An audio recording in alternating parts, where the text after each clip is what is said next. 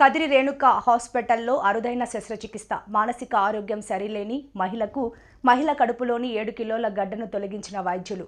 Media సమావేశంలో వివరాలు వెల్లడిస్తున్న వైద్యులు. సత్యసాయి జిల్లా కదిరి పట్టణంలోని రేణుక మల్టీ స్పెషాలిటీ హాస్పిటల్ వైద్యులు అరుదైన శస్త్రచికిత్స చేశారు. ఓ మహిళ కడుపులో ఉన్న 7 కిలోల గడ్డను శస్త్రచికిత్స ద్వారా వైద్యులు బయటకు తొలగించారు.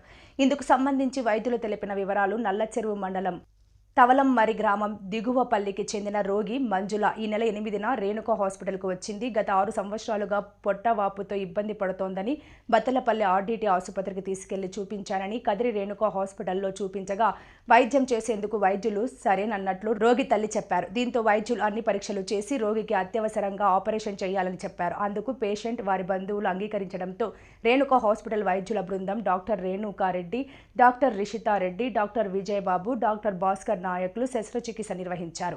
మహిళా కడుపులో నుంచి 7 కిలోల ఫైబ్రాయిడ్తో పాటు 7 కిలోల గడ్డను తొలగించారు. ప్రస్తుతం రోగి ఆరోగ్యం నిలకడగా ఉందని డాక్టర్లు రేణుకారెడ్డి తెలిపారు.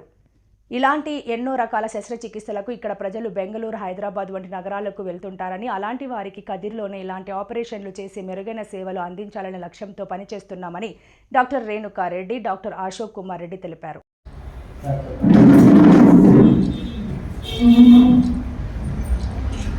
ఇక్కడ